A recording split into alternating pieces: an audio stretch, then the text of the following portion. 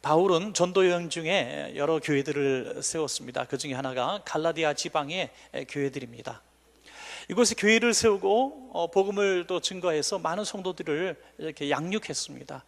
그래서 예수 그리스도의 십자가 은혜로 구원받았다는 그 즐거움과 감격으로 교회는 날마다 행복했고 축제가 이루어졌고 또 교회는 성장했습니다. 그런데 문제는 사도 바울이 그 교회를 이제 떠난 이후에 일어나게 됩니다.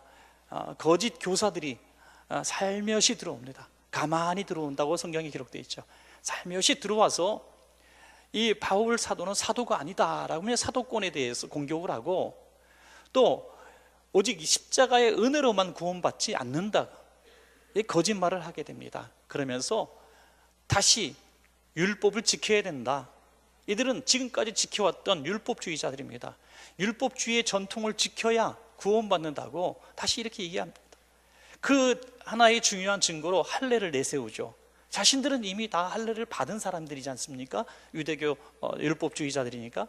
그러니까 자기가 교회의 주도권을 가진 사람들로서 자기들만 이 구원의 그 즐거움을 누리고 싶었는지 모르겠지만은 나중에 믿게 되는 많은 이방인 개종자들에게 다 이 할례를 강요하게 되죠. 이것은 굉장히 위험한 것이고 하나님의 은혜의 십자가를 멸시하는 겁니다. 왜냐하면 오직 예수 그리스도의 십자가 은혜를 믿는 자는 구원을 얻으리라고 했는데 다시 율법주의로 돌아간다는 것은 십자가를 멸시하는 것입니다. 십자가의 은혜를 무효화시키는 것입니다. 그렇다면 어떤 결과가 벌어지는가? 율법을 지켜야 구원받는다는 것은 있을 수 없다는 거죠.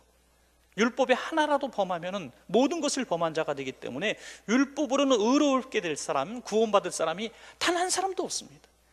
그러면 예수 그리스도의 십자가를 부인하는 자는 다 멸망을 당할 수밖에 없습니다. 그래서 교회는 지금 큰 분란이 일어나게 되고 또 그 사실을 인정하고 믿는 사람들이 파벌을 만들어서 교회를 흔들어 놓는 이런 지경에 이르렀던 것입니다. 순식간에 구원의 기쁨은 다 사라지고 말았습니다. 여러분 한번 상상해 볼까요? 상상해 볼까요? 구원의 즐거움을 잃어버린 교회의 모습, 구원의 즐거움을 잃어버린 교회의 모습. 교회에서의 가장 큰 즐거움이 뭡니까? 우리가 신앙생활을 하게 되는 가장 큰 신앙의 기쁨의 원동력이 무엇입니까? 예수 그리스도의 십자가의 은혜로 우리가 구원받았다는 것입니다. 여러분, 오늘도 성가대가 너무 아름다운 찬양을 했죠. 한량없는 그 은혜, 갚을 수 없는 그 은혜, 바로 예수 그리스도의 십자가 은혜를 우리는 찬양하기 때문에 우리가 교회 안에서 이렇게 즐거운 신앙생활을 하게 되는 것입니다. 그런데 십자가의 은혜를 딱 빼버린 그런 은혜가 과연 어디서 주어질 수 있습니까? 그래서 그들은 다시 율법주의로 돌아가려는 몸부림 속에서 잘못한 사람들에 대해서 지적하기 시작합니다. 은혜로 나갈 때는 관용과 너그러움이 있어요. 은혜, 나도 죄인인데 뭐 하나님의 은혜를 받아서 내가 용서함 받았는데 내가 성죄를 용서하지 못하겠습니까? 원수를 용서하지 못하겠습니까? 할 수 있는데 이 율법주의로 돌아간 사람들은 법입니다.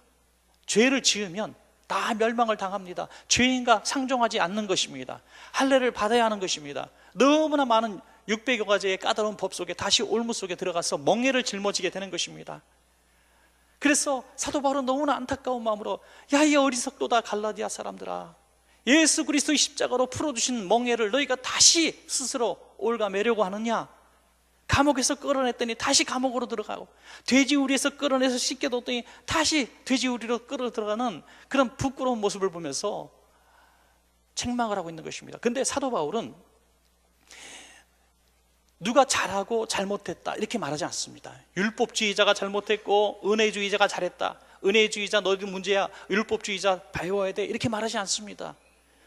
이 바울의 통찰력이 너무나 대단한 것을 보게 됩니다.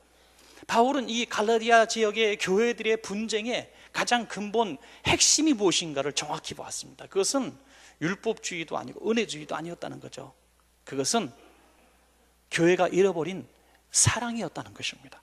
갈라디아서 5장 13절부터 15절까지 보시겠습니다. 형제들아, 너희가 자유를 위하여 부르심을 입었으나 그러나 그 자유로 육체의 기회를 삼지 말고 오직 사랑으로 서로 종 노릇하라. 온 율법은 내 이웃 사랑하기를 내 자신같이 하라 하신 한 말씀에서 이루어졌나니 만일 서로 물고 먹으면 피차 멸망할까 조심하라. 바울은 정확히 말씀합니다. 온 율법이 뭐냐? 율법 사랑 아니냐, 사랑. 할례를 지키는 것보다 더 급한 것이 바로 사랑을 회복하는 거야. 할례를 강조하지 말고 사랑을 강조하라.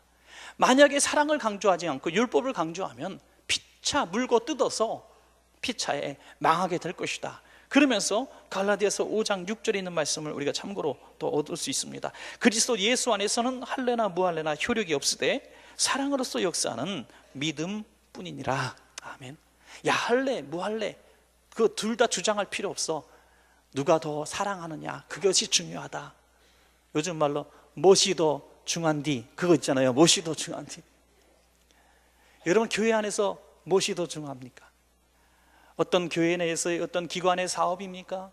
아니면 어떤 목표 달성입니까? 교회가 건축을 하는 성전 건축의 완공입니까? 아니면 어떤 우리가 프로젝트를 실행해서 완벽하게 이루는 것입니까? 아니면 어떤 행사를 잘 치러내는 것입니까? 무엇이 더 중요한 것인가? 할례나 무할례조차 중요하지 않다고 말씀합니다. 사랑하는 여러분, 구원의 즐거움을 회복하는 사람은 하나님을 사랑하고 형제를 사랑합니다. 우리 교회가 만약에 이 사랑을 잃어버린다면 갈라디아 교회의 모습을 우리는 똑같이 밟을 것입니다. 어떤 것을 다 잃어버려도 예수 그리스도가 우리를 위해서 죽으신 그 구속의 사랑, 그 사랑을, 은혜를 간직한 자로서 우리도 사랑을 실천하는 그런 교회가 되어야 될죠. 그렇게 되어야 될 줄로 믿습니다. 여러분, 우리도 전에는 율법의 종, 또 죄와 사망의 종으로서 멍에에 매여 살았던 율법주의자 다를 바 없었습니다. 그런데 예수 그리스도의 은혜로 우리가 구원을 받은 자로, 그것을 우리 믿는 자로서 우리는 이제 십자가 위에서 우리의 모든 자아가 죽은 것입니다. 우리 원천교회 성도님들은 이제 이 바울의 말씀을 내게 주신 말씀으로 받고 어떻게 우리가 사랑해야 될 것인가, 그러면 어떻게 은혜를 사랑으로 갚을 것인가, 어떤 이단자와 어떤 우리를 공격해서 깨뜨리려는 가정과 교회를 허물려는 세력에게서 우리를 지켜낼 것인가, 그 사랑의 방법 오늘 딱 두 가지만 살펴보도록 하겠습니다. 첫 번째로 서로에게 종이 되는 교회가 되어야 한다는 것입니다. 서로에게 종이 되어야 된다. 여러분, 처음에 복음이 전파되었을 때 왜 사람들이 감격했어요? 당시는 신분이 엄연히 존재하던 때입니다.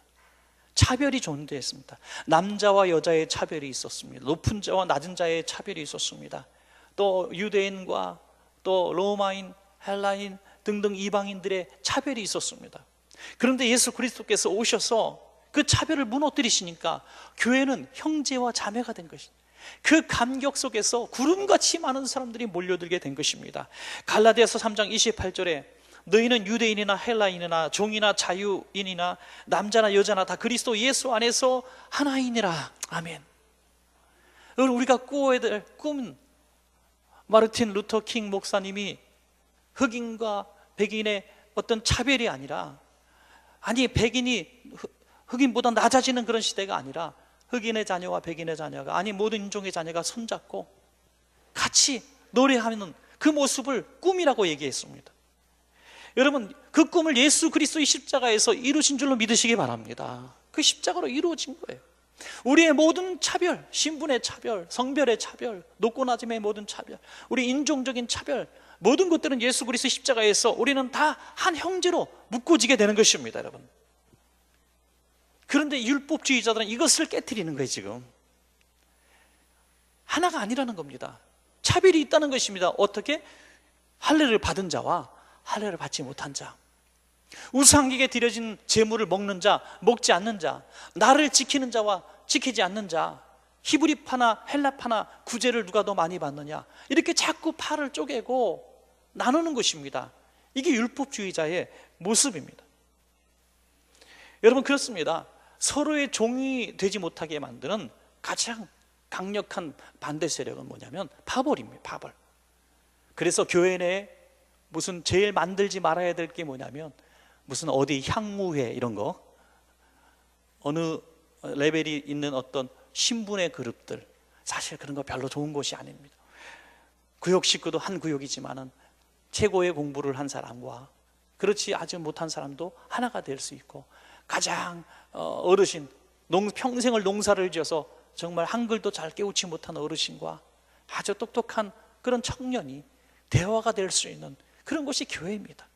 교회는 왜 그렇게 될 수 있는가? 바로 예수 그리스도의 십자가의 은혜로 구원받았다는 공통 관심사 속에서 이 모든 것들이 이루어지는 줄로 믿습니다. 그런데 율법주의자들, 공로주의자들, 행위주의자들 이것을 깨는 거예요. 할례를 받아야 구원받고 받지 못하면 구원받지 못한다는 거예요. 피차 물고 먹는 것입니다. 오늘날도 교회에 수만 가지 문제가 있지만 어느 것이 정의냐 불이냐가 아니라 사랑을 잃어버렸기 때문에 분쟁이 있는 것입니다. 부산에서 목회하시는 박 목사님이란 분을 제가 알고 있는데, 이분이 하신 말씀 중에서 참 재밌기도 하고 기가 막히기도 한 얘기가 있어서 아주 언젠가 한번 드린 것 같은데요.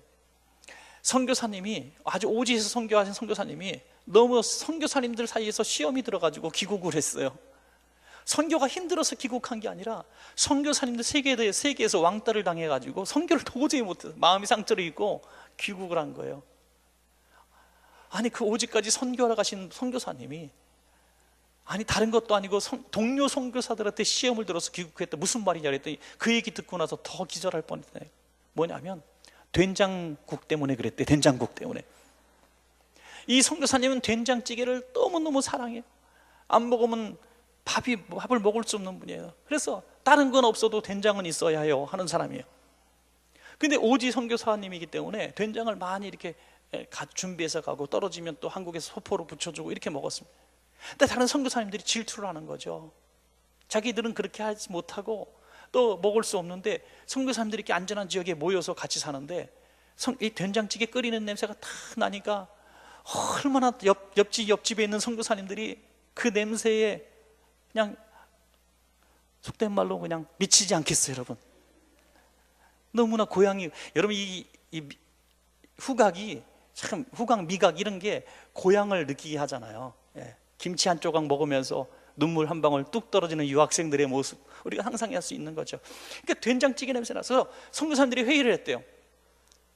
야, 된장찌개 너는 그렇게 끓여다 먹지만 우리들은 못 먹지 않냐. 그러니까 우리 같이 먹지 말자. 우리를 왜 이렇게 괴롭히냐. 그랬는데 끝까지 그렇게 시켜서 또 먹는 거예요. 그래서 선교사님들이 말하기를, 저 선교사는 선교사 자질이 없다 이거예요. 된장도 하나 끊지 못하는 선교사가 무슨 오직까지 선교하느냐. 저는 믿음이 없는 자요 구원받지 못할 자라. 합의를 해버렸어요. 그래서 너무 시험 들어가지고 도무지 그 지역에서는 찍혀가지고 선교를 할 수 없는, 온 동네에 별의별 소문이 다 나는, 된장도 못 끊는 선교사. 그래가지고 에이 된장하고 집에 와버렸다는 거지. 여러분, 저는 이렇게 생각해요. 마귀가, 우리가 눈, 코, 입, 손, 발 이렇게 있는데, 하나님과 만약에 거래를 한다면 우리 저 성도에 하나만 내가 갖기를 원합니다 이렇게 얘기할 것 같아요. 그러니까 어디서 책에서 본 게 아니라 제 생각이에요. 어디서 또 틀리면 틀리다고 말씀하시고. 그런데 그러면 하나만 가져. 하나님이 허락하셔서 하나만 갖는다면 저는 입을 가질 것 같아요. 마귀는 모든 시험이 입에서 나오더라고요. 그렇게 즐거웠던 구원의 즐거움, 그렇게 은혜 속에 감격해서 신앙생활하던 사람이 하루아침에 시험 들고 나락으로 떨어지고 교회를 떠나게 되는 이런 상황들이 어디서 나오냐면, 전도하다가 시험 들은 것도 아니고요, 봉사하다가 시험 들은 것도 아니고, 예배 나오기 힘들어서 시험 들은 게 아니라, 하나님 앞에 헌금 드리다 시험 들은 게 아니라, 가장 가까운 사람이 한 그 말 때문에 시험 들어서 떨어지더라고요. 오늘 이 갈라디아 교회가 왜 이렇게 분열이 나고 깨어지고 망가지게 되었는가? 바로 이 말 때문에. 너희는 구원받을 수 없는 자야. 우리처럼 할례를 받아야 돼. 우리처럼 경건한 신앙생활을 해야 돼. 하면서 율법주의자들끼리 세를 형성하고 그렇지 못한 사람들을 이렇게 멸시했다고 하는 것이죠.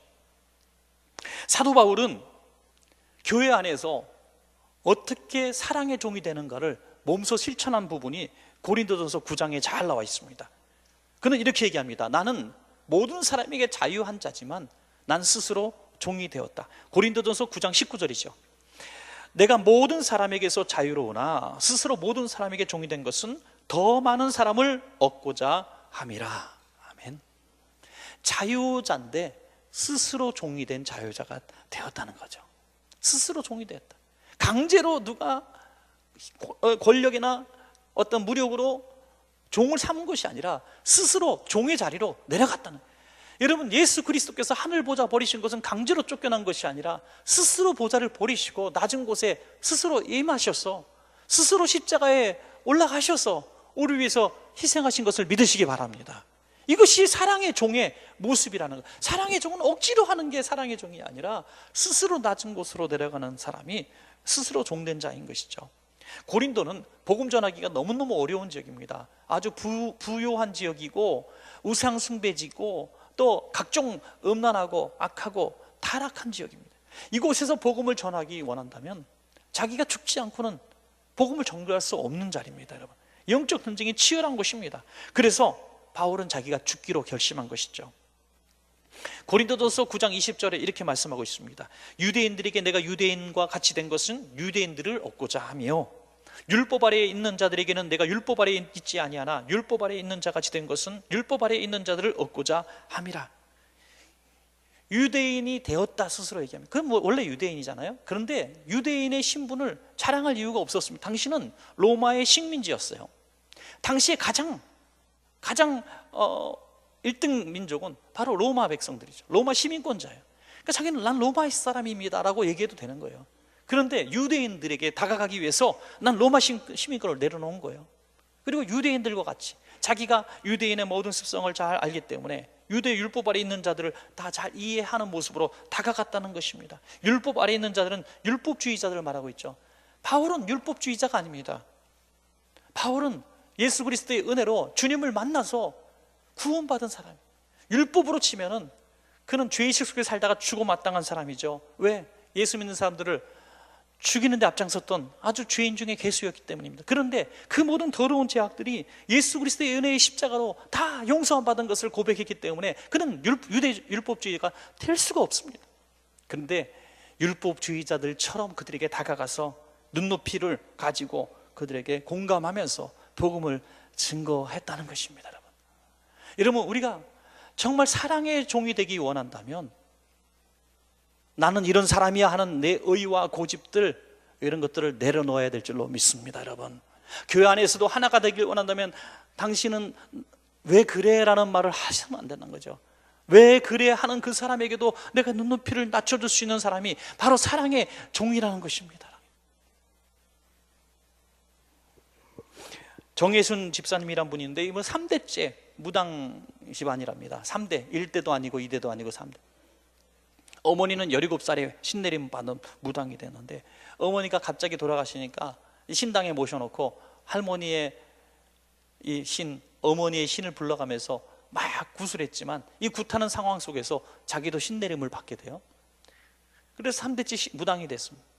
그런데 이 강력하게 임한 무당이 신이 얼마나 이 여자를 괴롭히는지 환상, 환청, 또 불면증 이런 것들이 시달리게 되고 자기 몸이 자기가 이끄는 게 아니라 귀신이 자기 몸을 이끌어서 자기 몸에 불을 지르는데 자기도 모르게 불을 지고 또 자동차들이 막 다니는 길에 자기도 너그를 입고 도로를 막 횡단하게 되고 그리고 나중에 정신을 차리게 되면 도로 한복판에 와 있는 이렇게 끔찍한 생활들을 많이 하면서 몸무게가 33kg까지 빠졌다리. 그러니까 죽어가는 거죠. 바짝 말라 죽어갈 때 동네 아주머니가 당신은 예수 믿어야 살아요. 예수 믿어야 살아요. 해가지고 온 집안 식구 중에 유일하게 시댁의 둘째 형님네가 예수 믿는다는 소리를 듣고 그 집에 전화합니다. 예수 믿는 가족이 그분밖에 없기 때문에 저 예수 믿어야 살 것 같은데 어떻게 하면 됩니까? 그래서 그분들이 뛰어와가지고 이렇게 놀라운 얘기를 합니다. 우리 부부가 안 그래도 당신을 위해서 2년 동안 금식하고 철야하고 부르짖었다는 거예요. 그리고 이분의 신앙으로 지도해 드리게 되는데 기도원에 가서 집회를 하고 또 말씀 듣고 교회를 출석하는 중에 그 깊은 기도 속에 들어가서 2시간 넘는 통회에 회개 기도를 했답니다. 그 이후로부터 딱 귀신으로부터 끊어지고 자유를 누리게 된 줄로 믿으시기 바랍니다. 이제 온전한 회복과 자유를 누린 이분은, 이 집사님은 그 다음부터 누구에게 전도를 하냐면 무당들이 많은 곳, 점치는 곳에 다니면서 그것만 집중적으로 전도해서 무당 전도사 됐어요. 무당을 전도하는 사람, 무당 점치는 사람들의 아주 능력 있는 전도자가 되어야 했다는 겁니다. 그런 사람들 우리는 많이 봅니다. 아주 불교를 열심히 믿었던 사람, 심지어 승려했던 사람들이, 또 이슬람교를 믿었던 사람들이, 또 이슬람교의 지도자인 이맘 지도자가 예수를 믿고 증거했다는 얘기들을 우리는 너무나 많이 듣습니다. 이 시대가 그랬습니다. 허다한 유대주의자들, 허다한 제사장의 무리들도 이 도에 복종하니라. 아멘. 주님 앞에 돌아오게 되는 거예요. 여러분, 어떤 종교를 믿고 어떤 고집을 가지고 어떤 신념을 가지고 살았다 할지라도 예수 그리스도의 십자가의 은혜의 종교 앞에 다 무너지게 되어 있는 것입니다. 어떤 분은 그런 얘기를 하시더라고요. 어떤 지성인인데, 내가 이런 종교 저런 종교 다 연구해 보니까 기독교만한 종교가 없어서 내가 기독교를 선택했습니다 그러더라고요. 어느 종교도 희생과 사랑에 대해서 얘기하는 종교는 없습니다. 그러므로 율법은 내가 죄인인 것을 깨닫게 하는 데는 유익하지만, 내 죄의식을 갖게 하는 데는 유익하지만 그것이 우리를 해결할 수 없습니다. 그러나 저는 율법주의가 하나 참 잘하는 게 있다고 생각하는 것은 뭐냐면, 내가 죄인인 것을 깊이 깨닫게 하면서 더 은혜로 나가게 하는 힘이 된다는 거예요. 은혜밖에 없구나, 은혜밖에 없구나. 여러분, 어떤 죄의 자각이 있습니까? 내가 지었던 어떤 죄 때문에 부끄럽습니까? 그것을 잃어버리려고 하죠. 내가 잊어버리려고 하지 말고 그걸 자꾸 기억하시는 건 좋아요. 예수 안에서 용서받고 다 잊어버렸다고 그냥 다 나는 상관없다고 생각하지 마세요. 오히려 그것이 나는 날마다 죄인 중에 예수님을 다 고백하게 만들고, 더 은혜를 사모하게 만들고, 더 사랑의 종이 되게 하는 너그러운 그런 하나님의 사람들이 되게 하는 힘이 되는 것입니다. 사랑하는 모든 여러분들이 서로에게 이렇게 낮은 자세로 종이 될 때 우리 가정과 교회와 우리 소속하는 모든 단체는 하나가 될 줄로 믿습니다. 여러분, 마지막 두 번째는 우리가 성령의 종이 되는 겁니다. 첫째는 사랑의 종으로, 이웃에게 사랑의 종이 되고, 교회 성도들과 가족과 이웃에게. 두 번째는 성령님의 종이 되는 것입니다.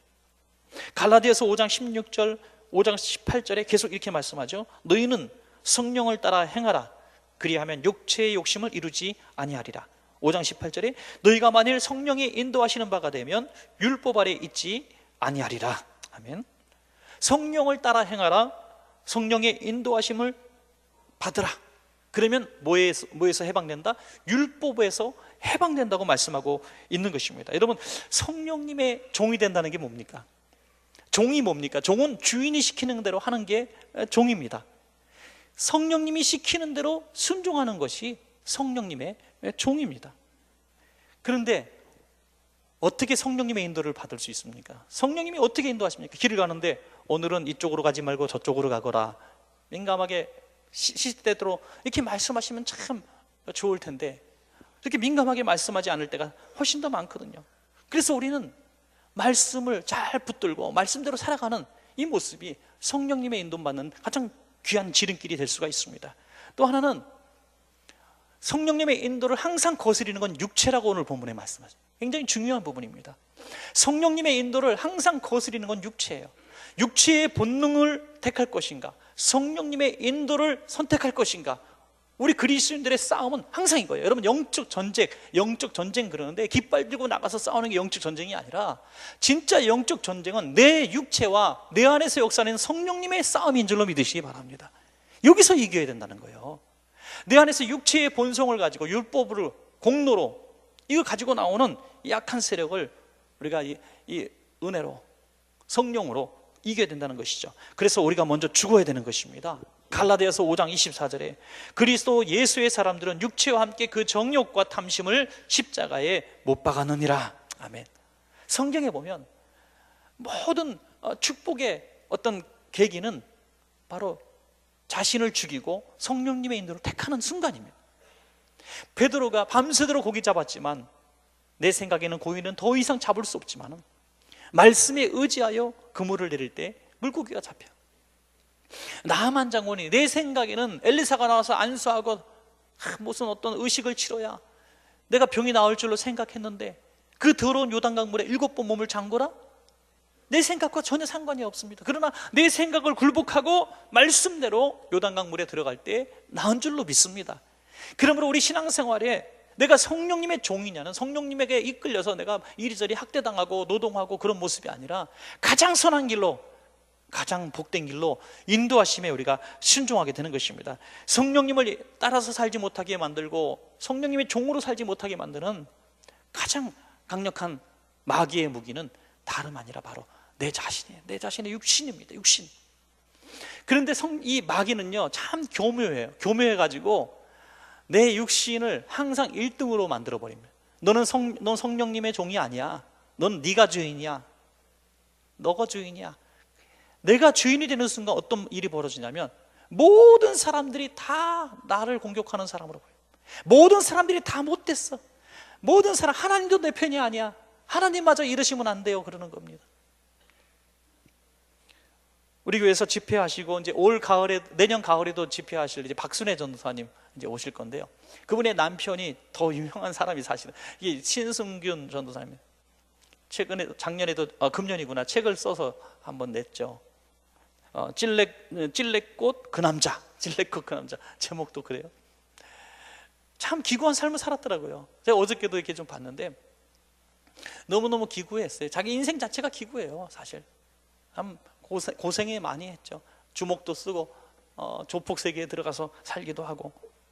근데 그 사람의 가장 결정적인 잘못은 뭐냐면 모든 잘못을 다 남에게 돌리는 거예요. 그 책을 읽어보니까 그래요. 이를테면은 이제 자기 사랑하는 애인이 자기를 버리고 도망가니까 애인을 잡아 죽이겠다고 쫓아가요. 도망가니까 도망간 집들 찾아서 사방팔방 달려 칼 들고. 아니 도망갔으면 내가 왜 무슨 잘못을 해서 애인이 도망갔는가 생각해야 되는데 애인이 나쁜 여자라고 칼 들고 죽이러 가요. 또 군대에 있을 때 군 복무 중에 이제 폭력을 행사해서 교도소에서 구타를 많이 당합니다. 그러면 아유 다시는 폭력 쓰지 말아야지 하고 생각을 해야 되는데 제대하고 나서 자기를 구타했던 그 교도관 고참을 찾아서 칼 들고 쫓아다녀요. 또 아버지하고 어머니하고 같이 있는 자리에서 동네 사람을 쳐서 피투성이를 만들어버려요. 그러니까 아버지가 그 자리에 심장마비로 쓰러져 3일 만에 돌아가셔. 얼마나 사람 같지 않은 인생을 살잖아요. 그런데 그 정도 되면 아버지 돌아가시게 한 게 자기라고 생각해야 되는데 이게 모든 것이 자기를 버린 아내라고 생각해요. 아내가 나를 버려서 내가 화가 나서 이런 일을 저질렀다. 그래서 아내를 죽이려고 칼 들고 또 서울로 올라가요. 모든 원인을 다 그냥 남 탓으로 돌리는 거예요. 다 남 탓. 여러분 이런 사람 혹시 여러분 가운데 그런 기질이 있는 분들 생각하십시오. 이것은 내가 나를 가장 사랑하는, 육체를 사랑하는, 도저히 성령님의 종으로 살아갈 수 없는 이런 모습을 내가 가지고 있다는 것을 깨달으시면 보게 될 줄로 믿습니다. 내가 죽어야 되는 거예요. 내가 십자가에서 주님과 함께 못 박아 죽임을 당하는 순간 나는 죽고 성령님이 살아. 성령님이 사는 순간에 모든 원인이 내게 있는 것을 깨닫게 되고 성령님의 인도하심 받는 복된 삶이 될 줄로 믿습니다. 여러분, 내가 죽지 않으면 절대로 성령님의 인도함을 받을 수가 없습니다. 그래서 내 가정에 왜 이렇게 분란이 많나? 내 신앙생활, 나는 열심히 신앙생활하는데 왜 이렇게 교회에서 아픔이 많은가?